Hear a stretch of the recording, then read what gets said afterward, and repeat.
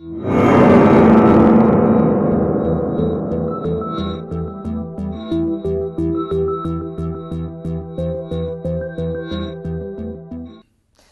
to this Psycho webinar. We're talking marketing with Ian Rheeder. He's a chartered marketer with Marketects Consulting. Hi, Ian. Welcome.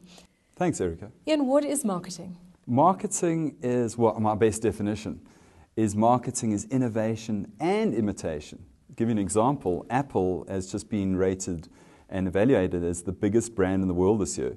And what really put them on the map a few years ago was the iPod, which is a copy of the MP Man. So they copied and they innovated. And you get those two things right, innovation and imitation, you're going to be doing exceptionally well as a marketer. Ian, you're talking to chartered accountants, numbers people. So if you could bring it down to the numbers level, what is marketing about? Marketing is improving your top line, improving your middle line, and if you do that, you'll improve your bottom line. It's as simple as that. So where do sales come into this? Sales is a very, very big part of promotion. One of the big 7 Ps of marketing is promotion, and sales, and particularly for chartered accountants, is probably the business-to-business interaction, face-to-face interaction. So I'd say one of the best ways to promote a chartered accountant is actually face-to-face. Now, you've just mentioned the 7 Ps of marketing. Back from what I remember, the theory of marketing, there were 4 Ps. Yes. In the 60s, there were just 4 Ps, product, price, place, and promotion. And in the 80s, that was inadequate. So Boom and Bittner created another 3 Ps, especially for chartered accountants, for example. It's all about your people. It's about your processes. IT helps a lot with processes. And it's also about your physical evidence. You've got to look the part. You've got to look like a chartered accountant. So those 3 Ps are in addition to the original 4 Ps. Now, you've done extensive work on the 7 sins of marketing, and I gather that they fit into the 7 Ps of marketing as well. So 7 deadly sins of marketing, only 7. I came up with about 10 major ones, but I try to drill it down to just 7, because it's more appealing, and as a marketer, you've got to be a little bit appealing. And so it was difficult to drill it down to 7, but I've bounced those 7 off thousands of people over the years as a consultant and speaker. And they are the top 7, I believe. So what was the methodology that you used to arrive at those 7 sins? It wasn't really my 7 Ps. It wasn't the 7 Ps. So the one isn't product, the one isn't price. It was purely consulting experience. Moving into a company, a medical aid, for example, that was crashing recently, and they made all those 7 sins too. So of course, 7 sins, you need 7 solutions. And they work for me, and they work for a lot of other marketers too. So Ian, I want to speak to you about the 7 sins, but before getting there, those companies guilty of the 7 sins of marketing, would you say it's smaller companies that are guiltier, or is it across the board? It's absolutely across the board. Without mentioning big blue chips, they're as equally guilty, even perhaps more so, than the middle size or the SMEs. They really are. For me, it's fascinating how a blue chip company can make such massive mistakes and get away with it as well. But it's true across the board.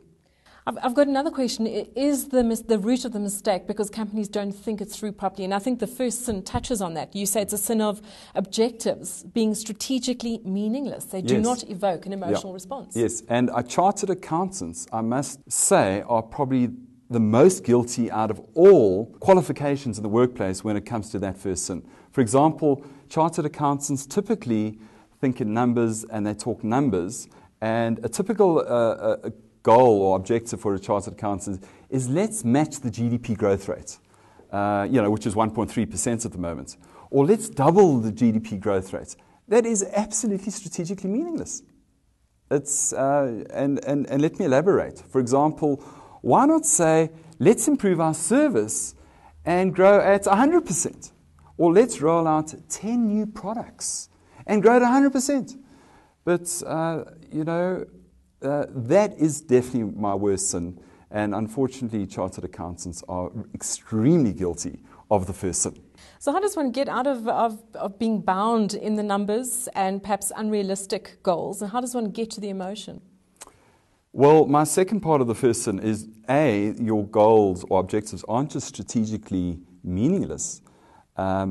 but they don't evoke an emotional response in your people. For example, if you were my boss and you said to the organization, let's grow at 7% this year, does that get me out of bed in the morning? It certainly doesn't. It probably just brings fear. It probably does bring fear because I don't know how to do it. Maybe I can just work harder, but in a downswing economy, I need a leader and a boss or a manager to say, we're going to do X, Y, and Z, and that's how we're going to grow at 7%. So Ian, it's all about pictures. Symbolism. People are driven by symbols inside their head. For example, I'm not going to get turned on by 7% or 10% or the GDP growth rate.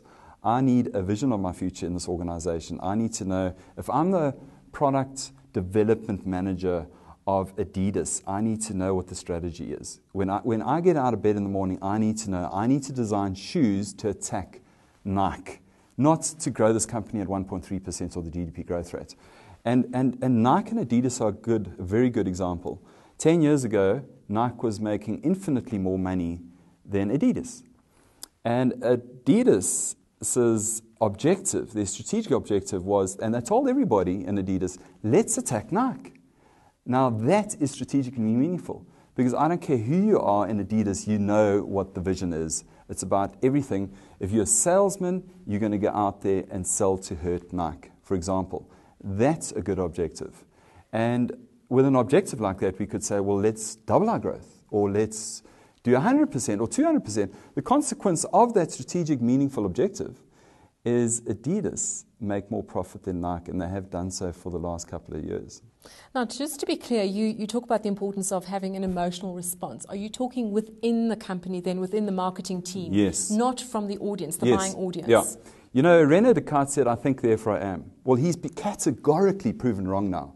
All neuroscientists say, as you feel it, you become it. As you thinketh, you become it. Yeah, a little bit. But the major thing, if you watch a person's brain on a brain scanner, it's emotions that light up the brain. And it's emotions that create action. And if your leadership, if your objectives are not strategically meaningful and don't evoke an emotional response, your followers, everybody in the organization, is going to if you put them on a brain scanner, there's nothing going on. So chartered accountants need to be imaginative and creative with the objective setting. It needs to bring out emotions in people, good, positive emotions, of course. Always positive emotions. Yes, and that's what's going to get people out of bed.